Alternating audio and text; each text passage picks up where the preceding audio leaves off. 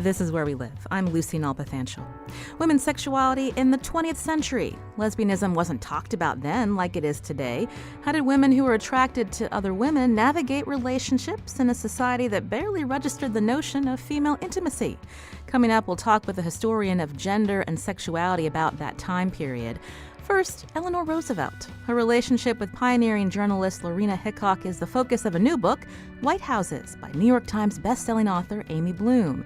It's a work of fiction based on the two women. Now, have you read White Houses? It just came out earlier this month. You can join the conversation, 860-275-7266. Find us on Facebook and Twitter at Where We Live. I want to welcome Amy Bloom to the show. She joins us from the studios of WGBH in Boston. Amy, welcome to Where We Live. Oh, thank you so much. You've written several novels. This is your most recent one, again, White Houses, that I think was published and was released right before Valentine's Day. Tell us what made you focus on this story of Eleanor Roosevelt that many people may not know about.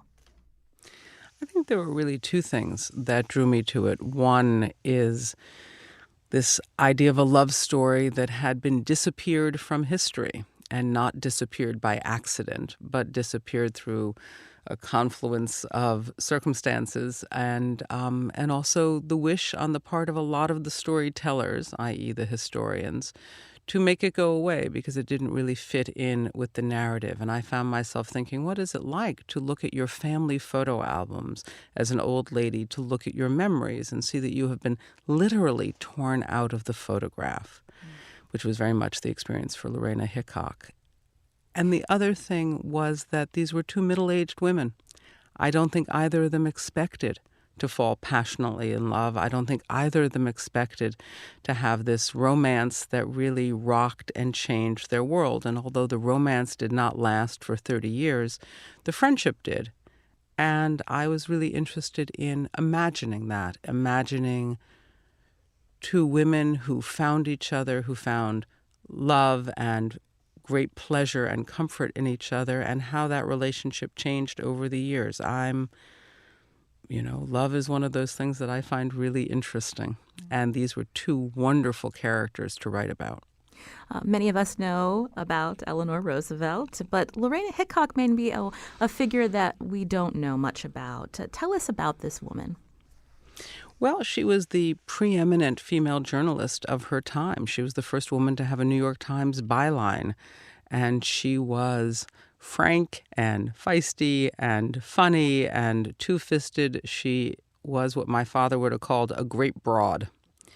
And I think it was a surprise to both of them that they had so many things in common and also so many things that separated them. But I think they both really admired each other and appreciated each other and found each other difficult sometimes, but also very compelling. I always think of Eleanor in her sort of tall patrician manner, and Lorena, who was a lot more of a tugboat, sort of chugging along behind, shorter and stouter, but nevertheless quite determined.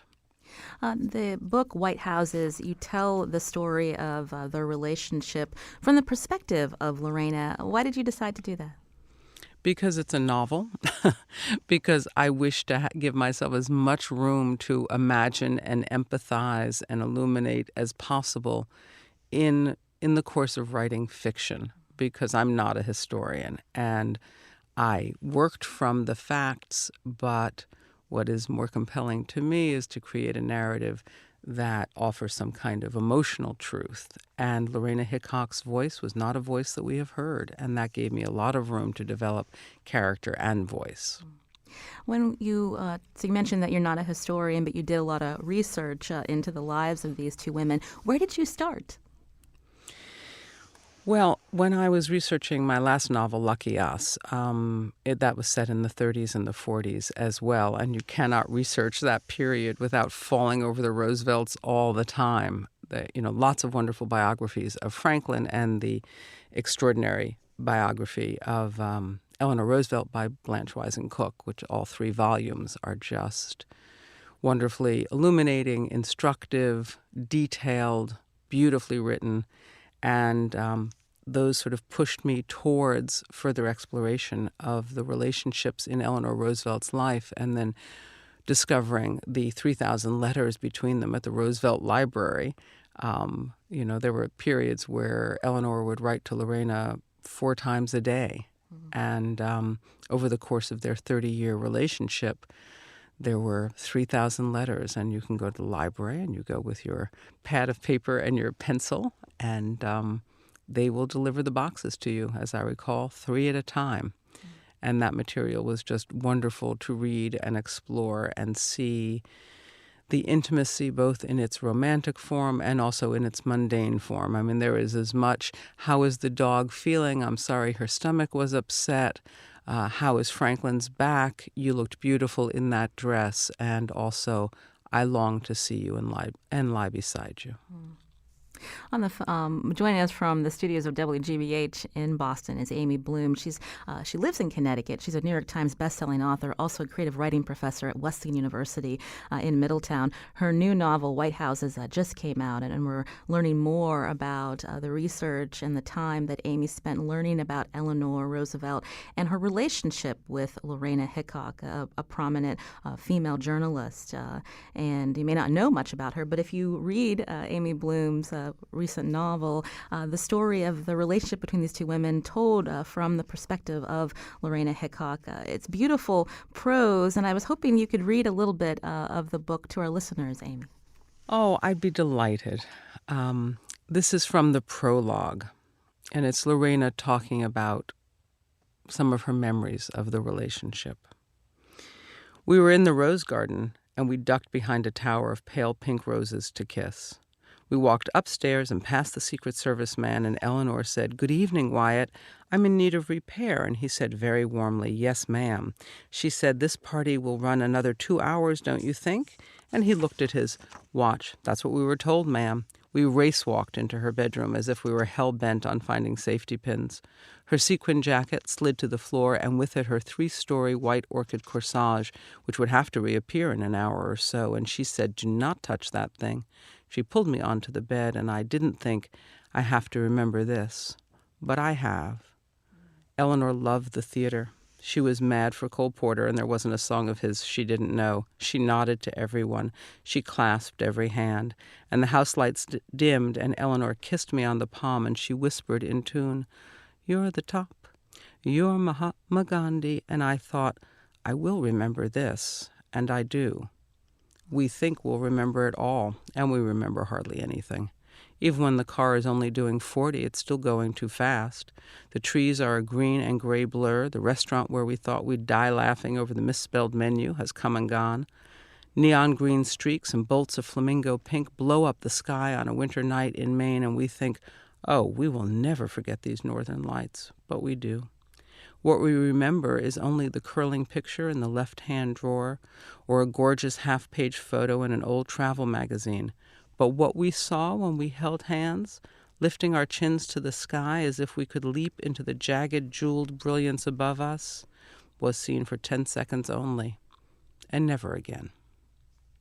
That's author Amy Bloom reading from White Houses, her new novel. I should mention you can read an excerpt of the book on our website, wnpr.org/wherewelive. You mentioned they had a 40-year relationship, not all those years filled with romance, but they kept their friendship going. Talk about how you chose, you mentioned all these letters that these two women shared with each other, and 3,000 letters, and how were you able to pick and choose which ones that you were hoping to then reflect in this fictional novel? Well, again, because it is fiction, I didn't really pick and choose among the letters. There are no particular letters in this novel. It is really sort of the sense of the relationship that I got from the letters, and also, again, imagining what it is like to be madly in love with the wife of a man you admire a great deal. Imagining what is it like to be the first lady and find yourself suddenly in love with someone with whom your relationship could bring down the world upon your ears. but nevertheless you long to have it. And so it wasn't so much this letter or that letter, although there are wonderfully romantic letters between them. But over the course of the 30 years, as you see the relationship changing, I also kept in mind the fact that letters are a way in which we present ourselves to our listener, to our reader. They are not snapshots of they're not videotapes. They're not accurate representation necessarily of what's going on in the world. It's what we wish to tell the person who's reading the letter. It's how we wish to present the world. And so for me, part of what was so lovely and interesting and compelling about the letters is how do these two women wish to present themselves to each other? And sometimes it was charming. Sometimes they couldn't help themselves, and their letters were filled with complaints. I don't see you often enough. You don't come to see me often enough. Eleanor wrote, I put aside 15 minutes for us, and you didn't come. To which the response was, yes, you put aside 15 minutes for us.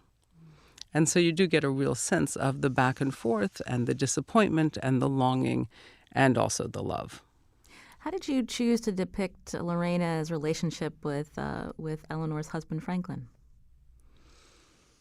I chose it because I found it interesting and I found it possible. I think there are no letters and there are no videotapes and there are no photographs describing the nature of their relationship. And so again, because I have that latitude in a novel as one would not with history. With history, I would have to say, it could have been. I imagine then. One might speculate that. But it's a work of fiction from beginning to end, and so I was free to take what I understood about Franklin's character and imagine how it might have been at 2 o'clock in the morning when everybody's had a drink and the White House is quiet, how it might have been between them. During the time in this part of the book, in the beginning especially, I believe she living at the White House with Eleanor, and talk us through that time during when Franklin was president and how there were so many people living at the White House. And you mentioned earlier that she became known as the first friend, Lorena Hickok, and even though she was pictures of her were taken, she was ripped out of those pictures. She was excluded, and you do write that into the book as well. I do, and it was the White House at that time was really like nothing so much as a slightly rundown boarding house. There were tons of other people who were not Roosevelts living in the house. And also because between the 5 Roosevelt children, I believe they had 19 marriages, there was a fair amount of in and out with the adult children as well. And Lorena's room, her bedroom, adjoined Eleanor's. It was originally Eleanor's sort of sitting room as part of her suite of rooms. And that's where she had Lorena move in. And I think for Lorena Hickok, who grew up dirt poor and with great difficulty in South Dakota, to find herself sleeping and living in the White House, having someone available to mend her skirts or press her blouse or serve her breakfast, having been a serving girl herself, was an astonishment and a pleasure, and also sometimes slightly overwhelming. And one of the real fun things about the book was to give this sense of sort of behind the scenes at the White House as it was in the 30s and the early 40s. It was a very different atmosphere, for example, than one might see now. There was a very strong sense that one should not make things too fancy at the White House. It shouldn't be too glamorous, that one had an obligation as the president and the first lady to be modest and to have the White House reflect America and also American virtues. This is Where We Live. I'm Lucy Nalpathanchel. Today we're talking with author Amy Bloom. The Connecticut resident and New York Times bestselling author has a new novel out called White Houses. It's a fictional book based on the lives of Eleanor Roosevelt and her close friend and lover, journalist Lorena Hickok. And coming up after the break, historian Blanche Wiesen-Cook will join us. She wrote a 3-volume biography of the First Lady. We're going to learn more from the research that she's done on Eleanor's life and ask the question why other historians historians question the details of Eleanor Roosevelt's romantic relationship with a woman. We'll take your questions too. 860-275-7266. Find us on Facebook and Twitter at Where We Live.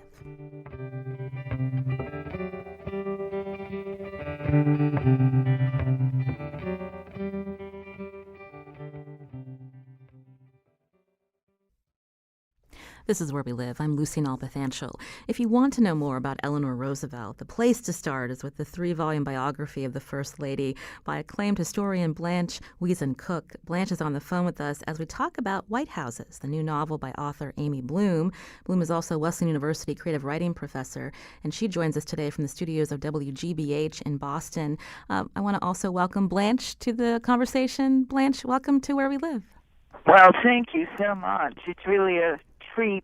Amy Bloom, I'm so looking forward to meeting you, and thank you for your really wonderful book. Oh, thank you. Honestly, we are a mutual admiration society. I feel like I could spend the rest of the conversation saying thank you for your extraordinary books. Well, it's really kind of exciting that Lorena Hickok is being treated with such high regard as we go forward. When I wrote Volume 1, in which I deal with Eleanor Roosevelt and Lorena Hickok, there was great controversy, and the kind of the legacy of the historical denial of lesbianism, about which I've written in the 70s, just continued. And Robert Cohn wrote a wonderful review when Volume 3 came out of the Closet and Into History, the Eleanor Roosevelt, Lorena Hickok affair, in which historians, as you said earlier, have continued to want to ignore or reject or bury or hide or be neutral about whether this really happened. And I was very clear in Volume 1, yes, this really happened. In fact, I was very clear in a review that I wrote in 1979 of the first Doris Faber book. She was horrified when she first read the letters, and she wanted the letters closed again, and for another 4 decades, please, she said to the archivist at the library, these letters couldn't possibly mean what they seemed to mean, because Eleanor Roosevelt was a saint and a mermaid.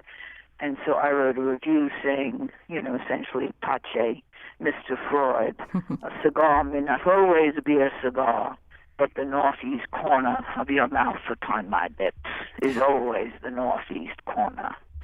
Blanche, I wanted to ask you how you first started on this journey to write about Eleanor. Well, it really has to do with her love for Lorena Hickok, and that review that I wrote in 1979. I started out in life a journalist and a military historian. My book on Eisenhower, the declassified Eisenhower, came out in 1982, and that's when I signed the contract to do Eleanor Roosevelt, thinking I could finish it for her centennial in 1984. As you see, that didn't happen. But my first step was to call Joe Lash when I saw this book and decided to review it. And he was a friend. He had blurred my Crystal Eastman book very positively, saying, this is a book that should stay in print forever. It's a book about Crystal Eastman, the founder of the American Civil Liberties Union, published by Oxford. And so you get to be friends with people who blurb your books that way. And I said, why didn't you mention Hick in any of your work? And he said, well, I hated her, but let's have dinner. So we had dinner, and he told me why he hated her, and we know that she hated him for political reasons. Tell us more about Joe Lash. Well, Joe Lash was Eleanor Roosevelt's chosen son, and he wrote her biography, but he wrote it in terms of Franklin, so it's called Eleanor and Franklin. And he wrote many books, but he was the good son. So anything Eleanor Roosevelt wanted him to deal with, he dealt with.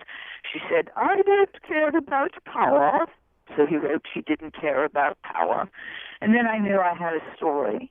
And it's sort of ironic because Jo Rash and her sons were, they wanted to hide the Lorena Hickok reality.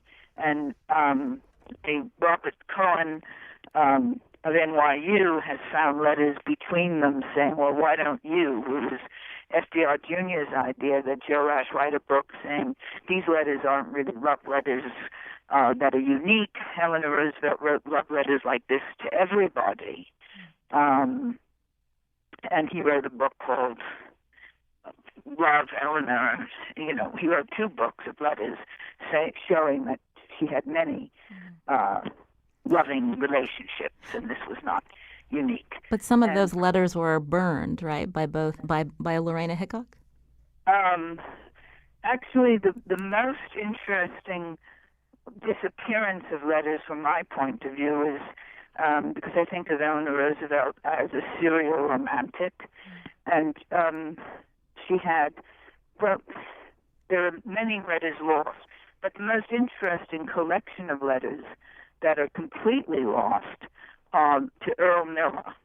Jo Rash refers to many hundreds of letters daily letters between Eleanor and Earl Miller for decades, and all of a sudden all the letters are lost. And that raises lots of questions. Did she, was Eleanor Roosevelt keeping score or making love? We know about Franklin's romances, but we don't know enough about Eleanor's, and we know about Hick, but we don't know about Earl. And, it's sort of a fascinating story. And Earl was her bodyguard? Well, he was her bodyguard to begin with, and then became a great pal. They traveled together. He bought her favorite horse. They went off into the countryside and rode together. They shot guns together. They did all kinds of fun things together. And their friendship lasted for, as I said, decades. Mm-hmm. It's interesting, so much has been written about Franklin Delano Roosevelt, and he was someone that had extramarital affairs. Can we talk a little bit more, Blanche, about why you think historians were so troubled to acknowledge that Eleanor Roosevelt had this romantic relationship with a woman? Because they saw her as a saint? They saw her as a saint, but also I think we have to deal with what I've called the historical denial of lesbianism in articles that I've written in the 70s. Women in support networks, there was all kinds of bigotry against lesbianism and hiding. For instance, I wrote about female support networks and political activism of Lillian Gould and Jane Addams and so on. And these were women who had who were great heroes and friends of Eleanor Roosevelt. Nobody has ever written about Esther Lape, for example, L-A-P-E, a most magnificent activist and brilliant political leader, and Eleanor Roosevelt's mentor in a lifelong relationship with Elizabeth Reed, an international lawyer whose textbook on international law was used for decades at Yale and Harvard Law School and other wonderful law schools. And these women were lesbian women. And there was this denial that, they were lesbian. They were, people would say about Jane Addams, that she was asexual or, that these were there was no love in her life. They wouldn't see the love between women. And this continued until, the feminist and gay revolution of the 70s and 80s.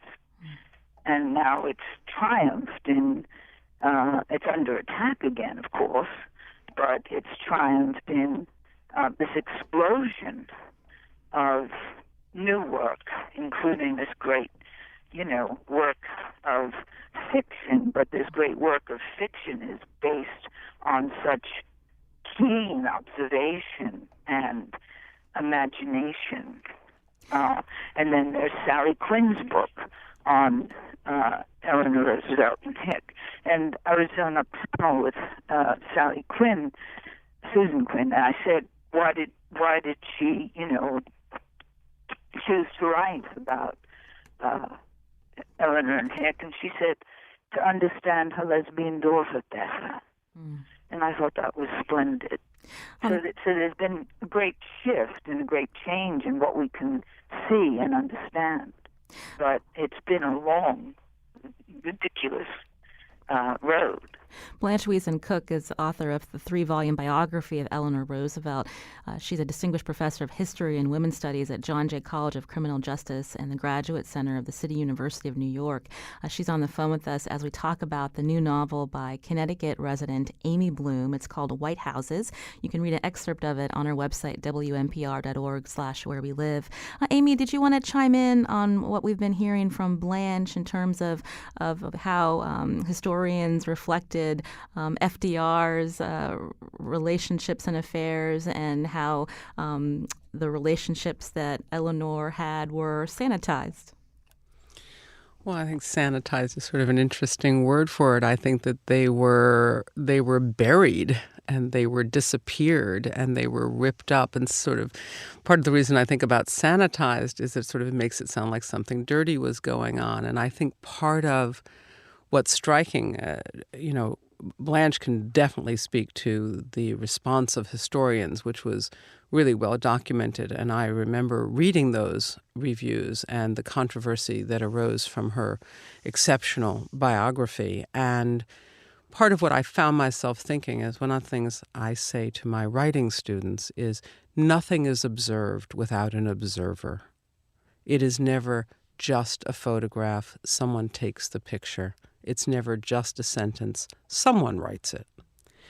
And I think the observations about Franklin's life and Eleanor's life were made by people whose vision was clouded by what they wished to see. There was a narrative about Franklin and Eleanor's life, which was, he was magnificent and charming. She was a saint. He broke her heart. She went on to do good works and never knew love again. And if the center of the narrative is Franklin's charisma and power and importance, you can see that a narrative that suggests that she did in fact go on to fall in love again and find fulfillment in a life that was not centered only on Franklin, but also on herself, is a different kind of narrative. And so, history is written by historians, and historians are people, and their capacity to observe and to understand is shaped by who they are and what they wish to see. This is Where We Live. I wanted to read a tweet from a listener. Annie writes, in regards to Eleanor Roosevelt's affair and the larger denial of queer historical figures that have been written out, what role does, and I think this question will go to Blanche, what role do you think queer studies plays in trying to tell these narratives, Blanche? Well, I think what Amy said is just spot on, and queer studies, is just revolutionizing our vision.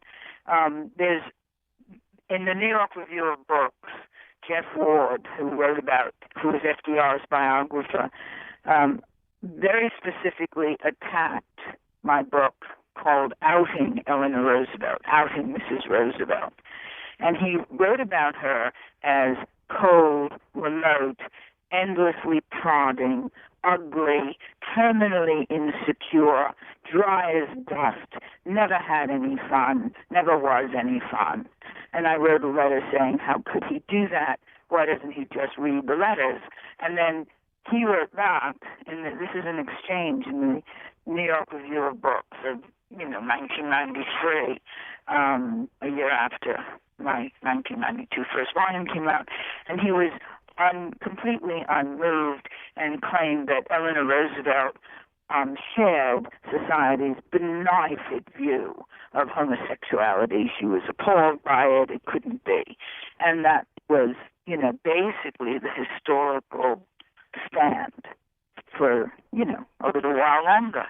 But we've changed that. And now there are gay studies and LGBTQI studies, and, the world has moved. Amy Bloom, I wanted to go back to you. As you travel and talk about your book, what have you been hearing from people as they read about this love story? What draws them in? Well, one of the things that strikes me is that a couple of things draw them in. There are, it turns out, a universe of people who love to read historical fiction, for whom their favorite form of fiction is those novels that include real and historical figures.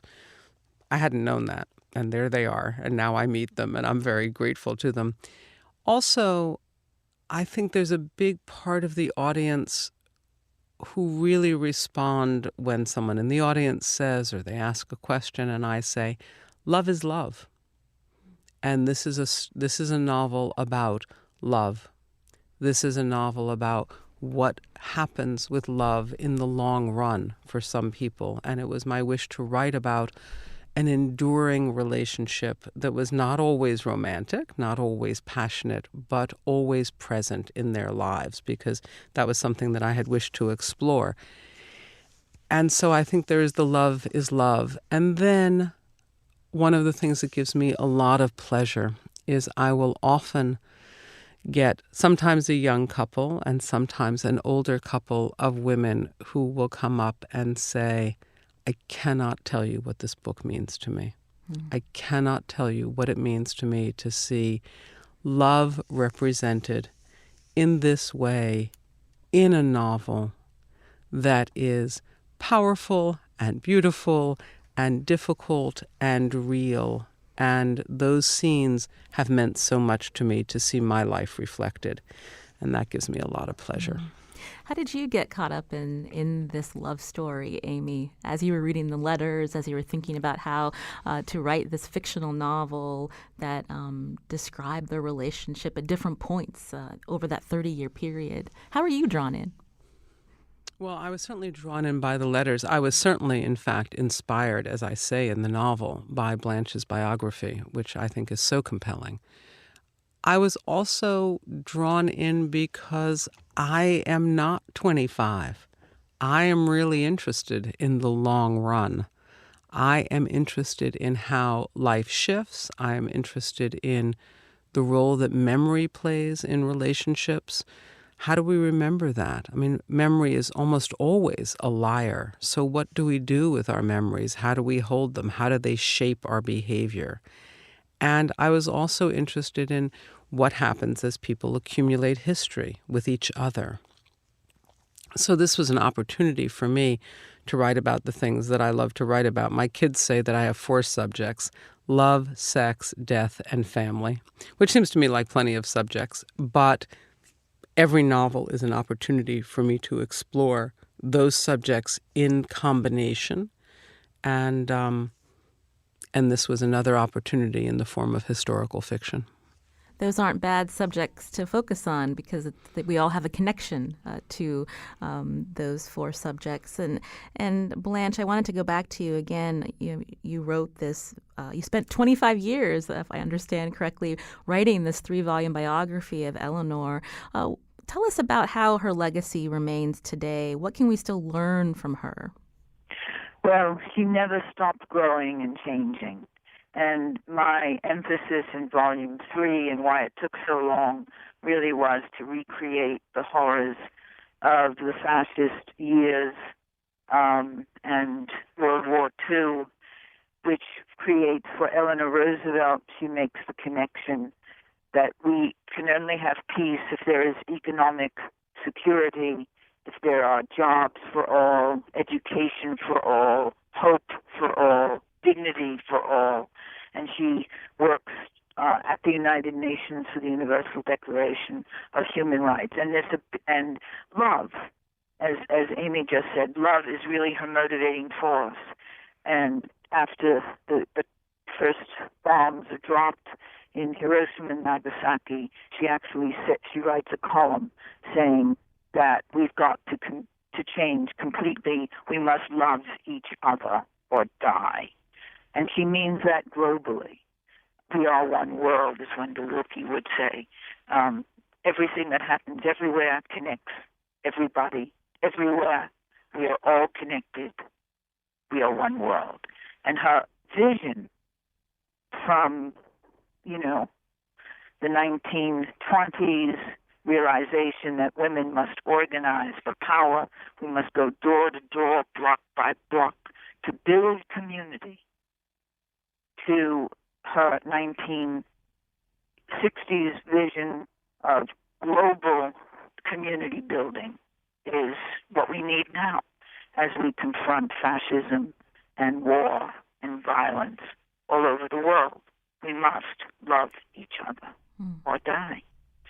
And it's really so important right now to think about Eleanor Roosevelt politically, because schools, public schools, are being closed all over the country. And Eleanor Roosevelt was, you know, she was a great supporter of teachers' unions, of teachers. She said, I can give you full employment and 100% literacy. One teacher, 5 students. Well, imagine that for a goal.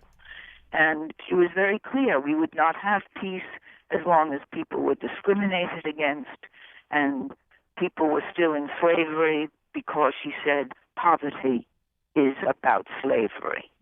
And she made these great connections.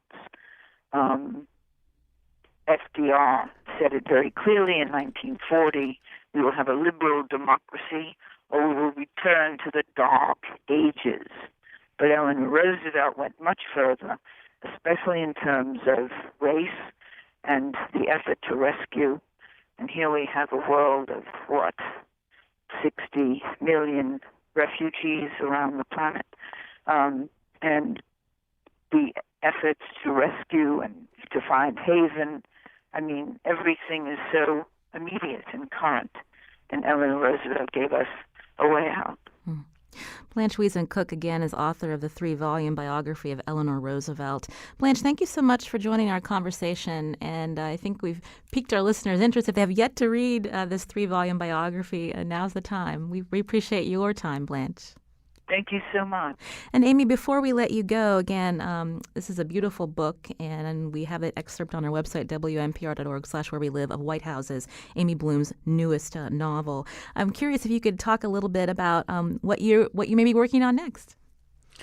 I'd be happy to. Although it's, always easier to look forward sometimes, especially when you haven't really finished the project. I am working on 2 projects. One is a television miniseries of White Houses, which I'm excited about getting to work on the script for that. And people should feel free to write in with their casting suggestions. And also a novel about the eccentric, brilliant, difficult, fascinating family of Marie Curie. Does that take you around the world? It does take me around the world. It takes me most particularly to Poland during a very interesting time in Poland's current government and national atmosphere, and also to Paris. So, I think it will be both complicated and difficult and emotionally very compelling research, and also, I'll just say again, Paris. Well, we really appreciate you giving us some of your time as you travel around on this book tour for White Houses.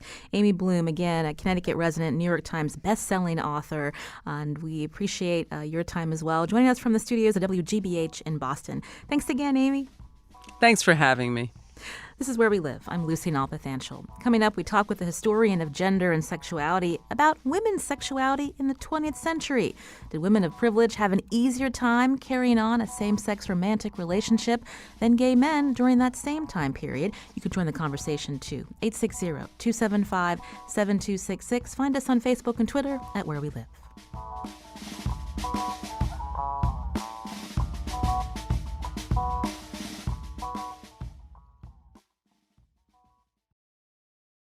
This is Where We Live. I'm Lucy Nalpathanchel. Today we've been talking about the romantic relationship First Lady Eleanor Roosevelt had with pioneering journalist Lorena Hickok. For years, historians wouldn't acknowledge Eleanor as a woman that had a same-sex relationship, despite personal letters that spelled out some of the intimacy between the two women.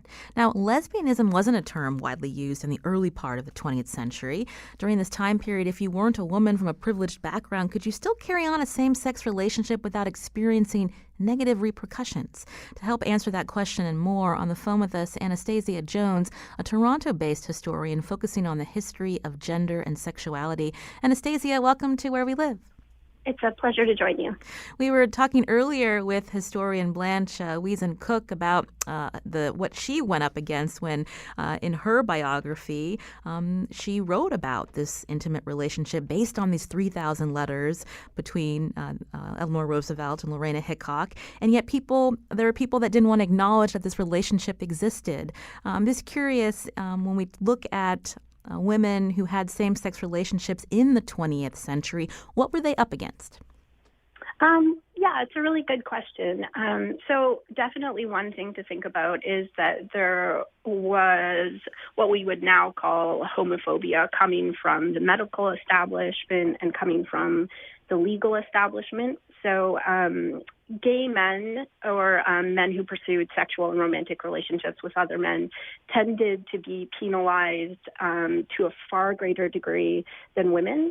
But women, especially educated women, would have been aware of the possible repercussions in terms of labeling, and they would have been wary of that. But one thing to keep in mind, I think that's important, is that while the relationship between, say, Eleanor Roosevelt and Lorena Hickok and other women like them has been silenced by historians, people like Lorena Hickok and Eleanor Roosevelt also would have chosen to keep their relationship hidden and silent, and that was to their advantage in a lot of ways, and that was something that was allowed them by culture in early 20th century America. Something that you couldn't do now, even if you wanted to. What would happen if the relationship had been outed in the public eye? Well, it's an interesting question. So we would tend to look at somebody like Lorena Hickok now and say, oh, she's a lesbian, and all that needs to happen is for that to come out into the public eye. But it is doubtful whether Lorena Hickok really viewed herself as a lesbian, whether Eleanor Roosevelt viewed herself as a lesbian. Highly unlikely. So it is not the case that the true nature of their identity, their sexual identity, as in their lesbianism, could just come out into the public eye.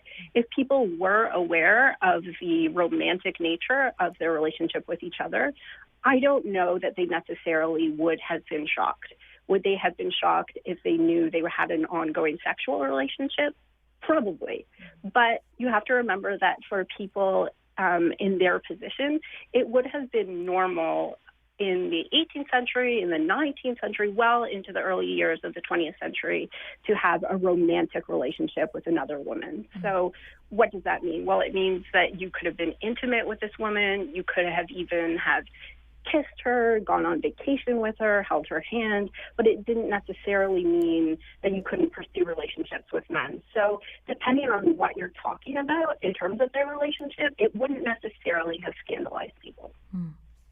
Now, I'm curious, when we also were talking with Blanche, she had mentioned, and also just in doing further reading, that it was more common to see a relationship with another woman if they didn't want to acknowledge that they were lesbians, that they were just spinsters. And I'm just curious about that classification.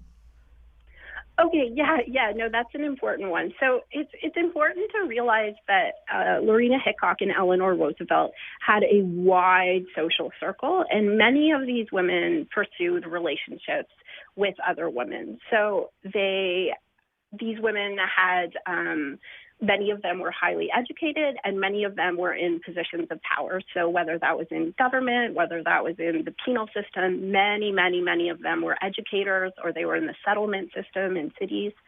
a lot of these women had decided to pursue their careers and put family on hold, quote unquote. But what they actually did was pursue these domestic relationships with other women. And it's been a historical controversy how much we can really consider these domestic relationships lesbian, quote unquote. Were they sexual or not? It's an ongoing historical argument. But in the public eye, many of these women would have been just read as spinsters. And so there's something really interesting going on here. They would have been read as spinsters, and they would have faced some scrutiny over that because it was seen as your duty and your destiny to have a family and a marriage. But at the same time, they also would have been celebrated because they had sort of given themselves to society. So they're serving society through their professional positions. This is, of course, mildly ironic because at the time, many of them had domestic sexual romantic relationships with other women. So it is not entirely the case that they didn't have personal lives. I understand that you did your dissertation on female same-sex intimacy in the early 20th century. How much did this interwar period play into women having time to explore and to think about their sexuality in different ways? Yeah, it's a great question, and ask any historian of gender and sexuality of the interwar period, and they could just bore you and talk for hours and hours and hours about that question. But there's a lot of things going on during this period that makes these relationships possible and that makes these relationships very intriguing to the public. And something that's happening during this time is social upheaval. So women are increasingly able to make their own way in society. So previously, they would have had to live with a man. So their husband, their brother, their father, live within the family, the embrace of the family. Now they're able to have careers. They can make their own way. They're living alone in cities and, pursuing their own livelihoods. Another thing that's happening is that relationships are changing. So previously, historians would say the marriage contract was something that was looked upon as your obligation. Well, during the 1920s, 1930s, there comes to be a changing conception of marriage where marriage is now seen as something that should give you pleasure. It should give you joy. So your relationship should bring you companionship, and it should give you sexual pleasure as well.